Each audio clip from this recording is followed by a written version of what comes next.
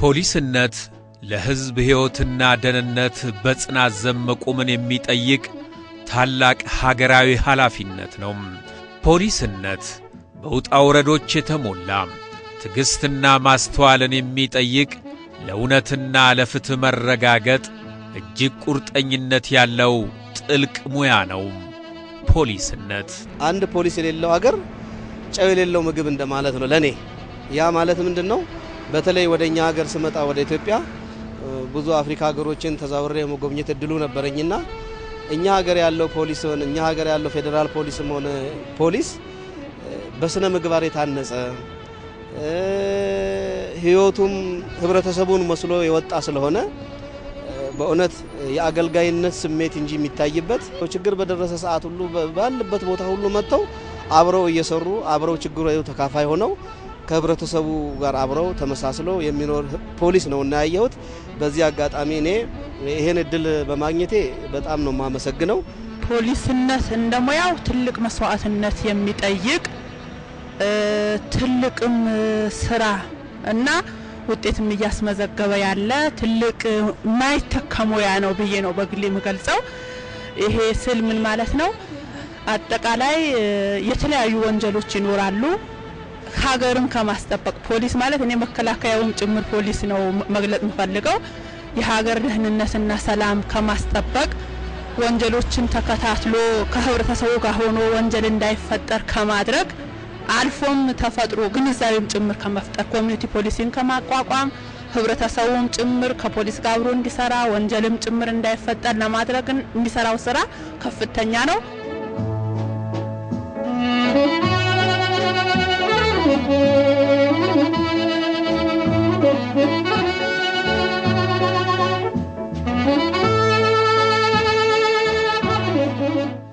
ፖሊስ ማለት ሁሉ ነገር ማለት ነው። አንድ ሀገር ያለ ፖሊስ በሰላም ህዝቦቹ ወጣው መግባት አይችሉም። ለኔ ፖሊስ ማለት ምን ማለት እንደሚቻል በጣም ቃላቶች አጥሩኛል። የህዝቦችን ሰላምና ደህንነት ለመጠበቅ ታላቅ ሕገ መንግሥት ኃላፊነት ከተሰጣቸው ተቋማት መካከል የፌደራል ፖሊስ ጉልህ ስፍራ እንዳለ ይታወቃል።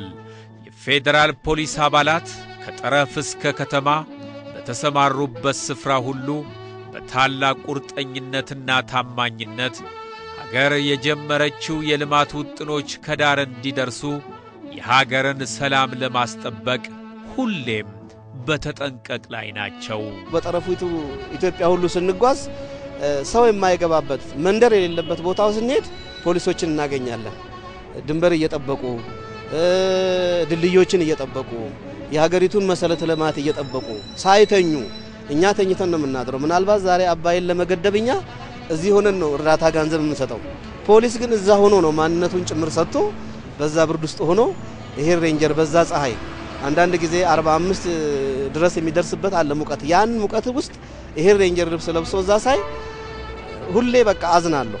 ሁሌ ጽናትን እመኛለሁ። ሁሌ እግዚአብሔር ሆይ ለነዚህ ልጆች ጽናትን ስጣቸው፣ ብርታትን ስጣቸው፣ ለሀገር ፍቅር ነው ይሄ ሁሉ ብዬ በእንደዚህ አይነት ነው መገልጸው። የፌደራል ፖሊስ በሜጋ ፕሮጀክቶች የህዳሴ ግድቡ የባቡሩም ከዚህ አልፎ ጎርፍ ሲፈጠር ድርቅ ሲኖር የፌደራል ፖሊስ የሚያደርገው ተግባር ኢቭን ከሀገር ሶማሊያ ብንወስድ ሱዳን ብንወስድ በአቪዬሽን እንትኑም ያደርገው ሌላ ሀገርም ሄዶ እንደራሱ ሀገር ወንጀልም ከመከላከል ሜጋ ፕሮጀክትን ከመጠበቅ አልፎ ህብረተሰቡ ተረጋግቶ እንዲኖር ትልቅ ስራ ነው የሚሰራው።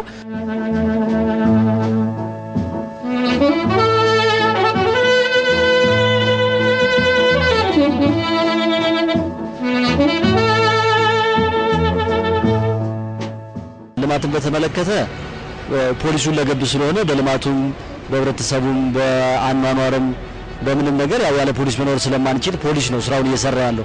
ስለልማቱ መግለጽ አንችልም። ልማት ምክንያቱም ፖሊስ ከሌለ ልማት ማልማት አንችልም። ልማቱንም እያለማ ነው ያለው። ፖሊስ ከህዝቡ ጎን ነው ያለው። በልማቱም በወንጀል መከላከሉም በማንኛውም ነገር ፖሊስ ነው ያለው ስራው ላይ ተቆሞ ያለው። ህዝባዊ መሰረት ያለው የፌዴራል ፖሊስ በህብረ ብሔራዊ አወቃቀር በተሰማሩበት ተልእኮ ሁሉ ለህዝብ ሰላምና ደህንነት ቅድሚያ በመስጠት ምትክ የሌላትን ሕይወታቸውን ለሰላም ሲሉ እየገበሩ ለብዙሃኑ ወግነው ይቆማሉ። ዛሬ የምናየው ሰላም ትላንትና ለትንሽ ጊዜ እንኳን የዛሬ ዓመት አካባቢ የተቀሰቀሰው ነገር በትንሽ ጊዜ በትንሽ ወራት በትንሽ ቀናት ውስጥ ስንት ንብረቶች እንደወደሙ ስንት ሰላሞች እንደጠፉ እናስታውሳለን። ዛሬ ላይ ሆነን ደግሞ ዛሬ እንደ ልባችን ወጥተን ገብተን የምንፈልገውን ሰርተን እንደ ልብ ይሄንን እቺ አሁን የምንሞቃትን ፀሐይ ለመሞቅ እንኳን ሰላም ያስፈልጋል።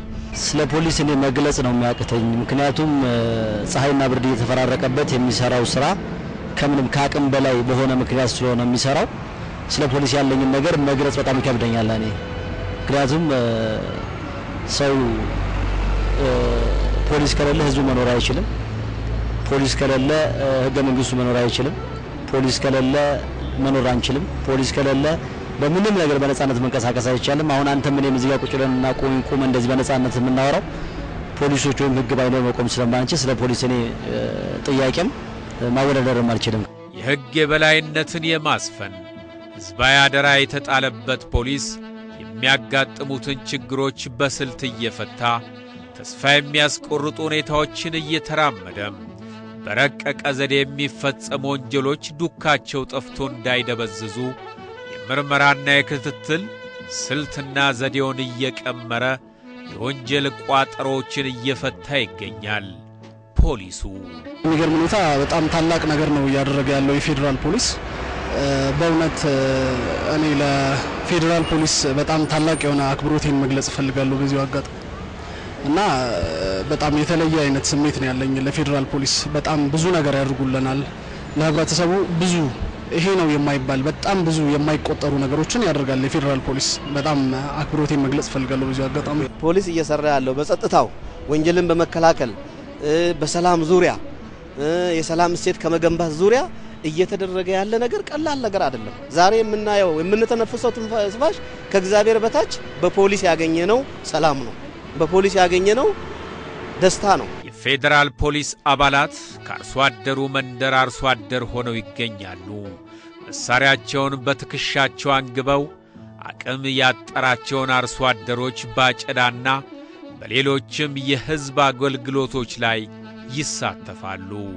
ፖሊስነታቸው መሰረቱ ህዝባዊነት ነውና የፌዴራል ፖሊስ በተለይ ህብረተሰቡ ባሉበት አካባቢ አቅመ ደካሞችንም ለምሳሌ ዝናብ ሲመጣ ጎርፍ ሲፈጠር ሌሎችም እንደዚህ ናቹራል የሆኑ አክሲደንቶች ሲፈጠሩ ህብረተሰቡ መርዳቱ እኔ ከሀገራዊ ስሜት የመነጨ ነው። ምክንያቱም እያንዳንዱ ፖሊስ ሲመረቅ ባንዲራ ይዞ ነው እየተመረቀ በባንዲራ ነው ቃል እየገባ ያለው ለባንዲራው ማሽ ነው። ይሄ ምንድነው የኔነት ሀገራዊ ስሜት ለሀገር መስዋዕት መሆን አላማ አድርጎ ስለሚሄድ በሄደበት ሁሉ አቅመ ደካማዎችም ሲያጋጥሙት ሰብል በመሰብሰብ ቤትም ጭምር በመስራት አሁን በተለያየ ሚዲያዎች ለአቅመ ደካሞች ቤት እየሰራ ለወላጅ ህፃናትም ጭምር እያስተማረ ካለው ብር ጭምር እየሰጠ ይሄንን ትልቅ መስዋዕትነት የሚከፍለው ሀገራዊ ኢትዮጵያዊነት ወኔና ስሜት ስላለው ነው የሚል ነገር ነው ያለኝ። ፌዴራል ፖሊስ ማለት ህብረተሰብ ማለት ነው። ከህብረተሰብ ወጣ አካል ስለሆነ ዋና ስራ ለህብረተሰብ ነው እና ለኔ መላእክት በጣም ጥሩ የሆነ እንትን ነው ያለው። በጣም ደስ የሚል እንትን ነው ያለው። ይሄ ሁሉ ያለው ያሁን ሰላም በእነሱ የመጣ እንትን በፌዴራል ፖሊሱ በሚያደርገው እንትን የመጣ ውጤት ነው የሚለው በግል። ሰላም የሁሉም ነገር መሳሪያ ነው። የሀገር ዙሪያ ገባ በቸሩሎ በቸር እንዲያደር ልማት እንዲፋጠን እድገት እንዲስፋፋ የፌዴራል ፖሊስ የወንጀል መከላከል አባላት ጸጥታን የማረጋገጥ ተልኳቸውን በህዝባዊ አደረጃጀት አጣምረው እየሰሩ ይገኛሉ። የህዳሴ ግድባችን የሁሉም ሰው የባንዲራ ፕሮጀክት ነው። የፖሊሱ ሚና ደግሞ እኔ ከህብረተሰቡም በላይ ድርብ ለህዳሴ ግድብ ያዋጣል፣ ህዳሴ ግድብ ይጠብቃል ብሎም በጉልበቱም ጭምር በእውቀቱ እየረዳ ነው እና ትልቅ ሚና ነው። ከከተማ እስከ ጠረፍ ከጠረፍ እስከ ሌሎች ጎረቤት ሀገሮች የፌዴራል ፖሊስ የሚያደርገው ሚና በጣም ትልቅ ነው። ህብረተሰቡና ፖሊስ ባንድ ላይ በህብረት እጅና ጓንት መሆን ግድ ይለናል። ምክንያቱም ፖሊስ ያለ ህብረተሰቡ ህብረተሰቡም ያለ ፖሊስ መኖር ይቻላል ብዬ አላምንም። ፖሊስ ብቻውን ወንጀል መከላከል ብቻውን ሀገር መጠበቅ ብቻውን ሌሎች ስራዎች ማድረግ ስለማይችል የፖሊስ ሚናን ባልተካ መልክ ህብረተሰቡ ጸጉረ ልውጦች ሲያገኝ ወንጀሎች ተፈጽመው ወይም ወንጀሎች ሊፈጸሙ አመላካሽ ነገሮች ሲኖሩ ህብረተሰቡ በጣም በትልቅ ባለድርሻ አካልነት ከፖሊስ ጋር አብሮ መስራት አለበት። ውጤቱን ሊመጣ የሚችለው ህብረተሰቡ ከፖሊስ ጋር አብሮ እየሰራ ምንም ነገር ሳይደብቅ ሰላምም ሊመጣ የሚችለው ከህብረተሰቡ ትልቅ ከፖሊስ ጋር አብሮ የመስራት ሚናው ሊጎለብት የሚገባ መስፋት ያለበት ተግባር ነው የሚል ነው ያለኝ። ድሮ ልጅነት ሆኜ በጣም ፖሊስነት እመኛለሁ። ፖሊስ መሆን ሀገርን ለማስከበር አንዳንድ ወንጀለኞችን ለመያዝ ለምን ያው ወንጀል ሰርቶ እግዚአብሔርም ደግሞ አይወድም ወንጀል ሰው እና በዚህ ዙሪያ በጣም ደስ የሚል ነገር ነውና ያው ፖሊስነት ያው ጥሩ ነው ብዬ ነው። ሀገራችን በህዳሴ ጉዞ ውስጥ ትገኛለች።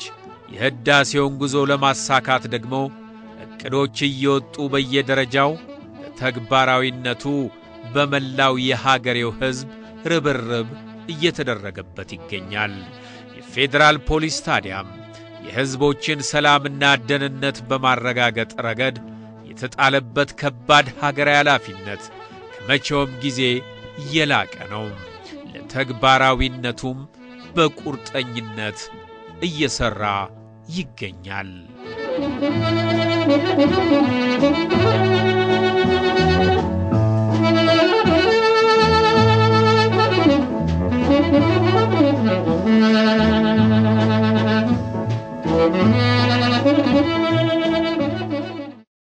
በአንዲት ወጣት ላይ የተፈጸመባት ወንጀል ብዙዎችን ለመሪር ሐዘን ዳርጓል። በተለይ ደግሞ ወንጀሉ በጠራራ ፀሐይ ህዝብ እየተንቀሳቀሰ ባለበት ሁኔታ መፈጸሙ ድርጊቱን አሳዛኝ አድርጎታል። ጉዳዩን ያዩትና የሰሙት ሁሉ እጅግ አሳዝነዋል። ሉልሻ ንጉሴ በዚህ ዙሪያ የተጠናቀረውን እንደሚከተል ያቀርብልናል። አካባቢው ሁሉ ለክሳል ለካ ሰምቷል። እኔ ምንም ያወቁት ነገር የለም። እባካችሁ ንገሩኝ እያልኩ ይዘዋት ሄዱ። በቀደም ተራሳቸው ፖሊሶች ይዘውልኝ በተቀብር ስነ ስርዓት አስፈጸሙልኝ። ወንድ ነኝ ወደ ውስጥ ነው ያለቀስኩት እኔ ወደ ውጭ አይደለምና አም ሶሪ። ይሄ በጣም ያሳዝናል። የተሰማን በጣም ከባድ ሐዘን ነው። እንግዲህ አብራኑላን በነጋታው ነው ለቀብር የተጠራነውና በጣም ያሳዝን ነበር። እንጃ ዲሰብቻ ናቅም ደስ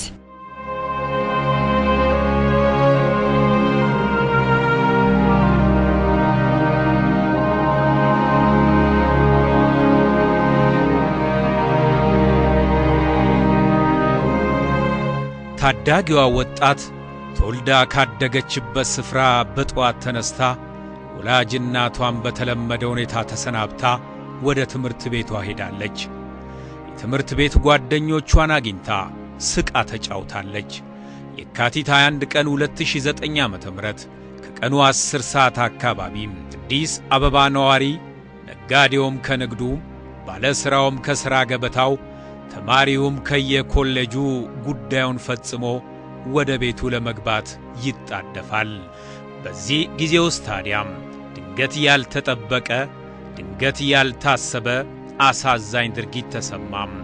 የፍቅር ጥያቄን አጣጣለች በሚል እዚህ ግባ በማይሉት ምክንያት ታዳጊዋን ከትምህርት ቤት ተከታትሎ ወደ ቤቷ ለመግባት 100 ሜትር ሲቀራት ደብቆ ይዞት የነበረውን ስለት ድንገት መዞ ታዳጊዋ ላይ አሳረፈው። ስለቱን ኃይል መቋቋም ያልቻለችው ተማሪ ከመሬት ወደቀች።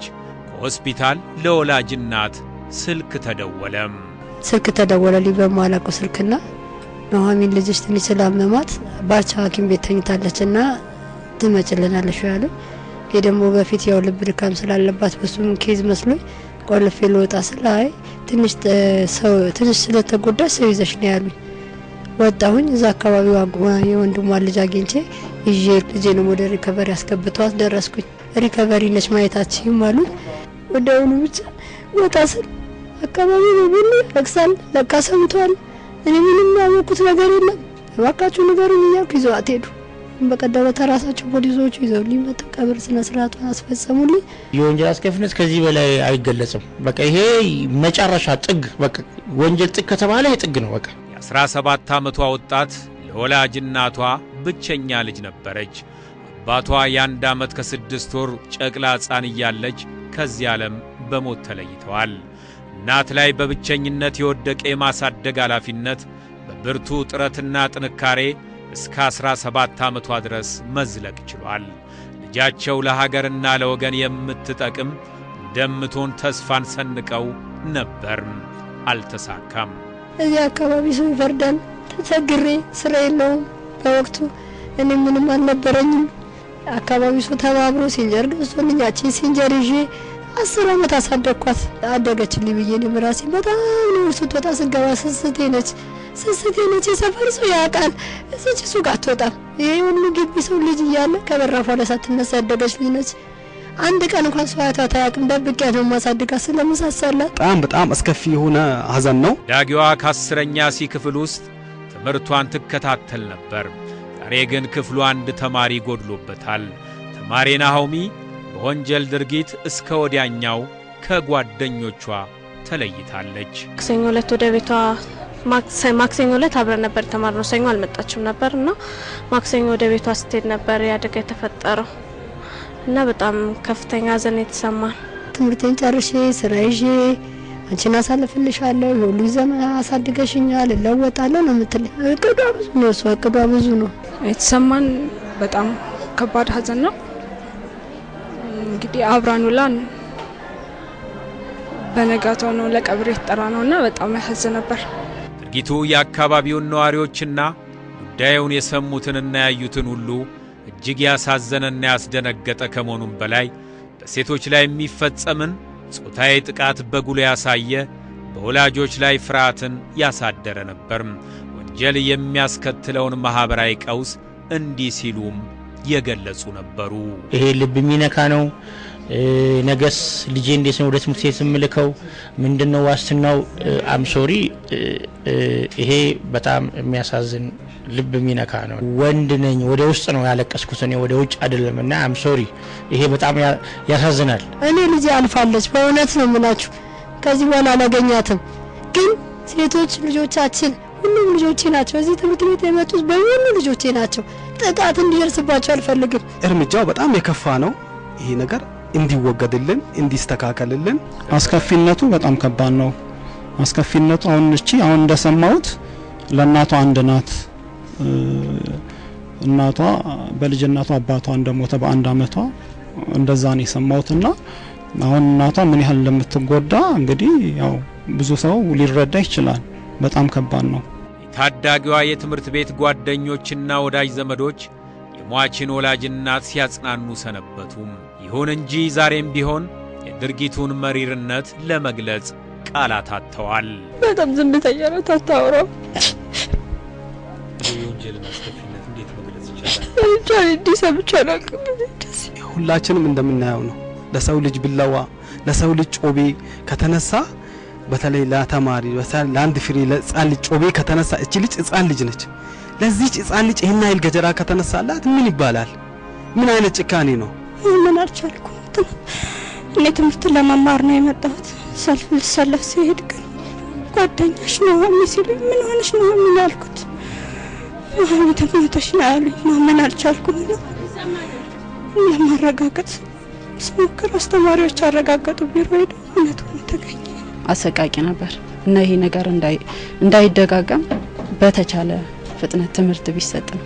ተበዳይንም ባይማበስ ሕግ የበላይነት መረጋገጥ ዘወትር ዘብ የሚቆመው ፖሊስ ወጣቷን ተማሪ በስለት ወቅቶ ለመሸሽ የሞከረውን ተጠርጣሪ በደቂቃ ሽርፍራፊዎች ውስጥ በቁጥጥር ስር አውሎታል።